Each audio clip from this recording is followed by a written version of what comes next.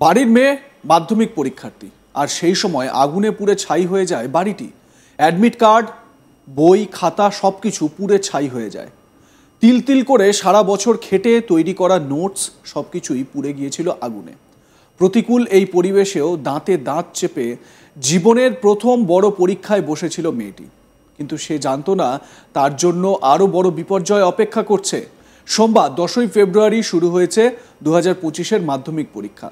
পরীক্ষা শুরুর আগের দিন অর্থাৎ রবিবার মৃত্যু হয় ওই মাধ্যমিক পরীক্ষার্থীর বাবার, কিন্তু পরীক্ষার কথা বিবেচনা করে সেই খবর দেওয়া হয়নি ওই ছাত্রীকে।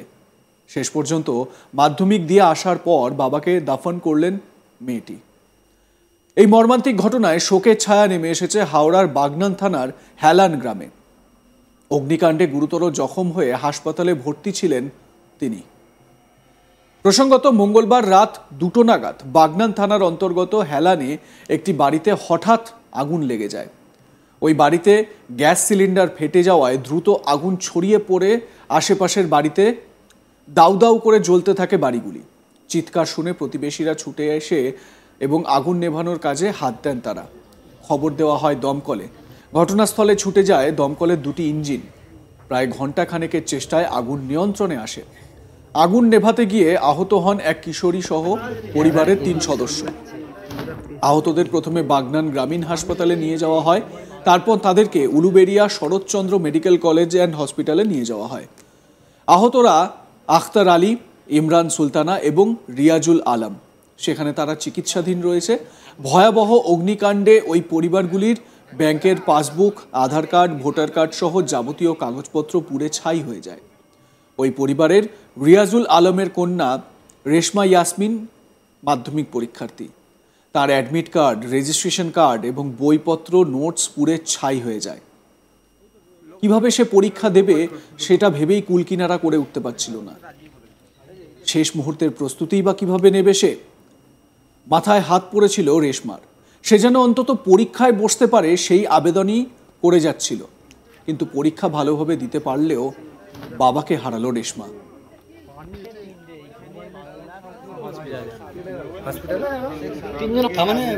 আগুন লেগেছে 2:30টায়।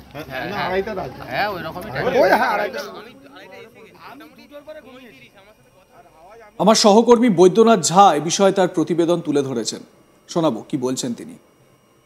হাওড়া গ্রামীণ বাগনান এলাকা হালনা গ্রামের গত বুধবার রাতে একটি অঘটন ঘটে। যখন বাড়ির সমস্ত লোক বাড়িতে ঘুমোচ্ছিলেন সেই সময় গ্যাস সিলিন্ডারে আগুন লেগে বিস্ফোরণ হয়। আর এই ঘটনায় 3 জন গুরুতর আহত হন। তাদেরকে প্রথমে সেখানকার যে প্রাথমিক চিকিৎসা কেন্দ্র রয়েছে সেইখানে নিয়ে আসা হয় ও পরে সেখান থেকে উলবেড়িয়া মেডিকেল যে কলেজ রয়েছে, শরৎচন্দ্র মেডিকেল কলেজ, সেখানে নিয়ে আসা হয় ও সেখান থেকে অবস্থা অবনতি হওয়ার ফলে একজনকে কলকাতা একটি বেসরকারি হাসপাতালে চিকিৎসার জন্য নিয়ে যাওয়া হয়। যেটা জানা যায় যে হালনা গ্রামের যখন রাত্রিবেলা ঘুমোচ্ছিলেন বাড়িতে, সেই সময় গ্যাস সিলিন্ডারে আগুন লাগে ও সেই সিলিন্ডার বিস্ফোরণ হওয়ার ফলে পরপর 4টি বাড়িতে আগুন লাগে। আর এই ঘটনা পুরোপুরি জ্বলে ছাই হয়ে যায় সমস্ত বাড়ি। আর এই জেরে যে মাধ্যমিক পরীক্ষার্থী ছিলেন রেশমা ইয়াসমিন, তার যে সমস্ত অ্যাডমিট কার্ড বা খাতা, বই সমস্ত কিছু বাড়িতে পুড়ে যায়। সে কান্না ভেঙে পড়েন যে সে কীভাবে মাধ্যমিক পরীক্ষা দেবেন। কিন্তু পঞ্চায়েতের তরফ থেকে সমস্ত রকম ব্যবস্থা নেওয়া হয়েছিল যে যাতে সে সুষ্ঠুভাবে মাধ্যমিক পরীক্ষা দিতে পারে, সেই ব্যবস্থা করা হয়েছিল। সেই অনুযায়ী সে গতকাল মাধ্যমিক পরীক্ষা কেন্দ্রে পৌঁছেছিলেন। বাগনানের একটি পরীক্ষা কেন্দ্রে রেশমা ইয়াসমিন পরীক্ষা দিতে পৌঁছান। প্রায় 9:30 নাগাদ সে পরীক্ষা হলে প্রবেশ করেন ও পরীক্ষা দিতে থাকে। কিন্তু সেই সময় যখন তিনি মাধ্যমিক পরীক্ষা দিচ্ছিলেন সেই সময় প্রায় 10টা নাগাদ তার বাবা, যে গুরুতর অসুস্থ অবস্থা, কলকাতায় একটি বেসরকারি হাসপাতালে চিকিৎসাধীন ছিলেন, সে মারা যান। সেই খবর পাওয়ার পর কান্নায় ভেঙে পড়েন তার বাড়ির সমস্ত লোকজন। কিন্তু সেই খবর রেশমা ইয়াসমিনকে দেওয়া হয় না। সে পরীক্ষা দিতে থাকেন। কিন্তু যখন সে পরীক্ষা দেওয়ার পর বাড়ি ফেরেন তখন সে জানতে পারে যে আর তার বাবা রিয়াজুল নেই, সে আর এই পৃথিবীতে নেই, তিনি মারা গেছেন। তিনি পরীক্ষা যখন দিচ্ছিলেন মাধ্যমিক পরীক্ষা, সেই সময় এই ঘটনাটি ঘটেছে। কিন্তু বাড়ির লোকজন তাকে সেই কারণে জানাননি, কারণ সে মাধ্যমিক পরীক্ষা দিচ্ছিলেন। কিন্তু যেটা জানা যাচ্ছে যে যে রেশমা ইয়াসমিন একবারে ভেঙে পড়েছেন যে সে মাধ্যমিক পরীক্ষা দেবেন, একদিকে সেই চিন্তা রয়েছে, কিন্তু অন্যদিকের যে মাথার উপরে যে হাত ছিল, বাবার একমাত্র হাত ছিল, সেই বাবা আর এই পৃথিবীতে নেই, সেই বাবা মারা গেছে, সেই কারণে কান্না ভেঙে রয়েছেন। কিন্তু যেটা জানা যাচ্ছে সে আবার মাধ্যমিক পরীক্ষা দেবেন, দিতে ইচ্ছুক রয়েছেন ও মাধ্যমিক পরীক্ষা দেবেন। কিন্তু যেটা জানা যায় যে গত বুধবার যে এই ঘটনাটি ঘটেছিল, এই ঘটনার জেরে স্থানীয় যে বাসিন্দারা ছিলেন, পাড়া প্রতিবেশীরা, তারা সমস্ত আগুনের লাগার ঘটনা জানার পর ছুটে আসেন ও আগুন নেভাবার চেষ্টা করেন। কিন্তু আগুনের যে পরিমাণ ছিল সে এতটাই ভয়াবহ ছিল যে সেই আগুনটাকে নেভানোর চেষ্টা করলেও সেই আগুনটা দ্রুত ছড়িয়ে পড়ে, কারণ সিলিন্ডারে বিস্ফোরণ হয়েছিল বলে যেটা জানা যাচ্ছে পুলিশের তরফ থেকে। এরপর যে আশেপাশে যে 4টি বাড়ি ছিল সেই বাড়িতে আগুন নিজের গ্রাসে নিয়ে নেয়। ঘটনা খবর পেয়ে ছুটে আসে দমকলের 2টি ইঞ্জিন, যথেষ্ট চেষ্টার পর আগুনটাকে নিয়ন্ত্রণে নিয়ে আসা হয়।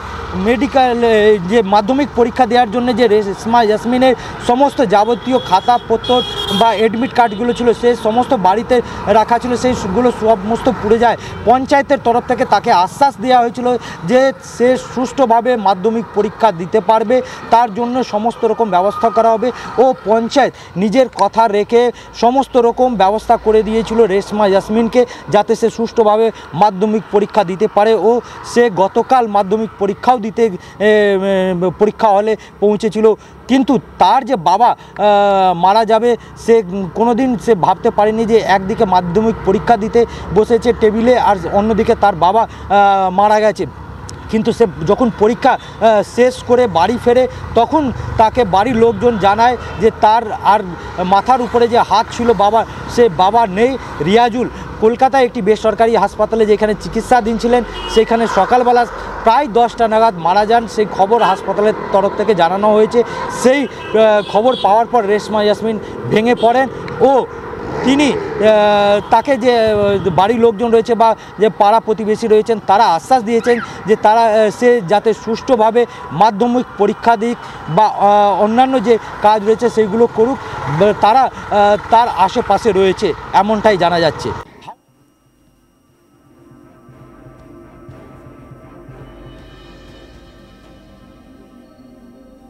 কি দুর্বিষহ পরিস্থিতিটাই না একবার ভাবুন। রেশমা সে মাধ্যমিক পরীক্ষা দিচ্ছে, জীবনের প্রথম বড় পরীক্ষা, আর তার আগেই এই রকম বিপত্তি বাড়িতে নিজের বাবাকে খোয়াতে হলো। যদিও তার পরিবারের লোকেরা তাকে প্রথমে তার বাবার মৃত্যু সংবাদ দেয়নি, কিন্তু পরে তো সে জানতে পারল নিজের আব্বুকে দাফন করার প্রক্রিয়ায় হাতও দিল সে। খুব স্বাভাবিকভাবেই এই ঘটনায় মর্মাহত এলাকাবাসী। আপনাদের মতামত জানাতে থাকুন, দেখতে থাকুন আজ তাক বাংলা।